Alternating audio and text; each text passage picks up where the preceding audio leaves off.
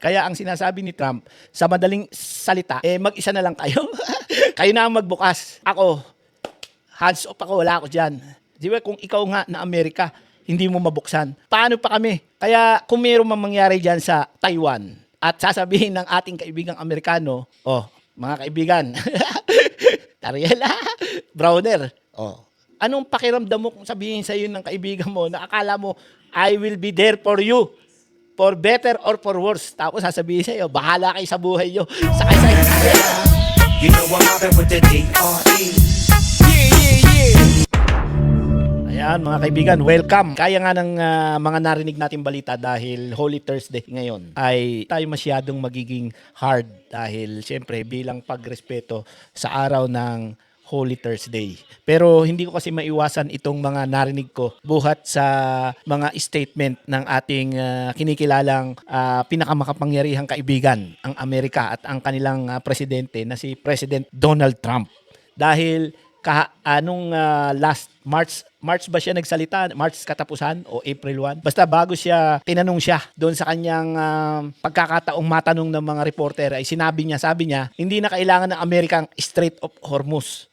At kung gusto ng France at UK o kahit sino pa, binanggit niya yung China, kahit sino ang dumadaan doon na kailangan ng langis, bahala na sila. Sila ang gumawa ng paraan kung paano nila kukunin. Yan yung literal na sinabi niya. Sabi niya, go get your own oil. At sinabi niya pa, hindi namin kailangan yan.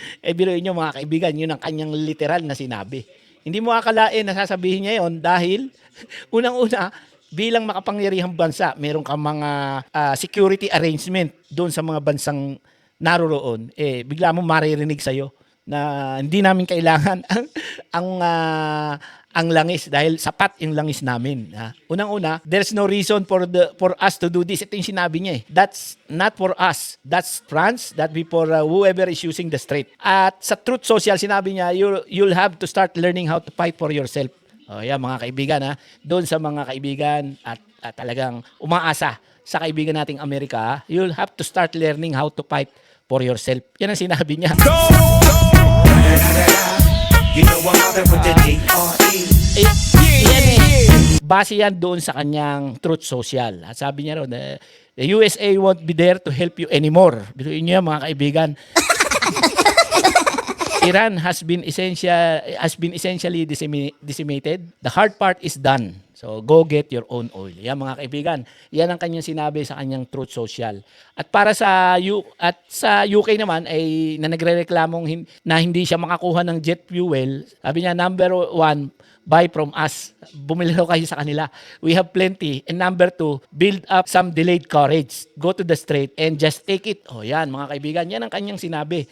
Take it. Parang pwedeng sunggaban lang ang isang strait na puno ng katakot-takot na missile at mga kung sino, ano-ano pang mga element na pwede kang hindi na makabalik ng buhay. Yan yung kanyang sinabi. Ngayon, so sa technical aspect, may punto siya. Tama naman siya, di ba? Ang Estados Unidos sa isang net exporter ng langis, tama naman. Ayon sa kanyang press secretary, nasa kalahating milyon daw na barrel per day, o 500,000 barrel per day, ang dumadaan mula sa Hormuz papuntang Amerika. Kaya kung titignan, hindi direktang nakadepende ang Amerika sa strait na yun. So, ibig sabihin, kung sino may kailangan dyan, kayong bahala. Hindi naman malaki pakinabang ko dyan. Yan ang parang gusto niya sabihin. Kung sino man, kung ikaw, Japan, Korea, o India, o Philippines, buong area ng ASEAN, yan. Ayon sa kanya, ang presyo ng langis ay global. Kahit hindi direktang galing sa Hormuz ang langis ng Amerika, kapag nagkaroon ng blockade, tataas ang presyo sa buong mundo. At noong Marso nga, itong last March 2026, pumalo na sa mahigit 107 kada barrel ng Brent crude. At ang gas sa Amerika, lagpas na ng $4 kada galon. Kaya sa Pilipinas, magkano na? 'Di ba? Mahigit 100 na yata. Kaya sa totoo lang, apektado pa rin ang Amerika. Kahit na ano pa sabihin niya. Sa bulsa ng bawat driver, sa mga normal at mga pampasahero natin, yung pagtaas ng presyo at pagtaas ng bilihin ay hindi may iwasan. At ito ang mas nakakalito. kung ano yung kanyang sinabi. Ilang araw bago niya sabihin na hindi na namin kailangan ng Hormuz, nagbabala naman siya kung hindi bubuksan ng strait ay kanya raw, I will blow up and completely obliterate all their oil wells and Karg Island. Yan ang kanyang sinabi. Bago itong sinabi niya na bahala kayo, bago yan ay sinabi niya na pag di nyo binuksan, kanyang sisirain at talagang pasasabugin yung island ng Karg kung saan nandoon yung mga oil wells ng Iran. So ano ba talaga? Ano talaga ang gustong sabihin ng ating kaibigan at kinikinalang pinakamakapangyarihang bansa sa buong mundo? Ha? Hindi natin kailangan, pero pasasabugin kung hindi bubuksan, ano ba talaga? Ito ang klasikong Trump. Ito yung sinasabi natin na kahit na magbanta ng giyera sa isang araw, sa susunod na araw, sasabihin, hindi naman tayo dapat sumali, magulo. At para sa mga kaalyado, hindi nila alam ngayon, ito ba, susuportahan ba ako nito? Yung bang mga nangyayari dito?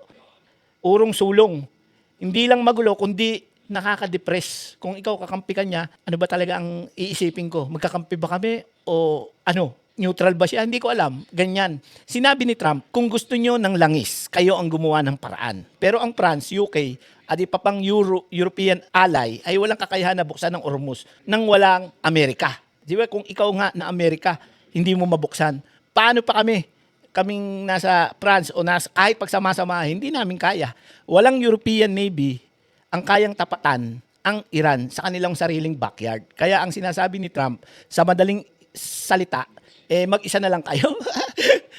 Kayo na ang magbukas. Ako, hands off ako, wala ako dyan. Para sa isang presidente lagi nagsasabing America first. Kasi nga yung America first, ito ang pinakamalinaw na bersyon noon. Dati ko pa sinasabi, tayong mga nasa Pilipinas, lagi natin iniisip, uunahin tayo ni Trump. Ito mga kaibigan, ito na yung pinakamalinaw na bersyon. Hindi na first among equals, kundi first and only. Ito na yun mga kaibigan. Kaya kung mayroon mang mangyari dyan sa Taiwan, at sasabihin ng ating kaibigang Amerikano, oh, mga kaibigan, Tariela, Browner, oh, kaya anong masasabi ko sa parting ito ng kanyang pahayag? Siyempre, una, technically, tama naman siya. Hindi siya direktang nakadepende dyan sa Hormuz dahil may sarili siyang langis. Pero sa totoong ekonomiya, mali yun dahil ang presyo ng langis ay pandaigdigan. Pangalawa, magkasalungat siya. Kahapon, iba ang sinabi. Ngayon, iba ang sinabi. Hindi raw kailangan, pero handang pasabugin ng mga oil wells kung hindi bubuksan. Pangatlo, iniwan niya ang kanyang mga kaalyado. Sinabi niyang, bahala na kayo. Anong pakiramdam mo kung sabihin sa iyo ng kaibigan mo na akala mo, I will be there for you, for better or for worse. Tapos sasabihin sa iyo, bahala kayo sa buhay niyo. Sakay sa hisaya. Diba? Bahala kayo. Kaya, You know I'm mobbing with the D.R.E. sa kasaysayan ng NATO at US Alliance, ito ay isang pinakamalaking pagbabago. Ha? Binuhin nyo, nag-iisa si Trump, sinubukan mo lang, biglang iniwan. At hindi para sa ikabubuti. At ika nga, pang mga tagalang tiwala. Mawawalan ka na ng kumpiyansa, nangyari na to eh. Kaya, America first. But at what cost to global stability? Kaya saan man kahinda ko ng mundo, mga kaibigan, You know siyempre, I'm mobbing with the D.R.E. Holy Thursday, keep safe at salamat po. You know I'm mobbing with the D.R.E.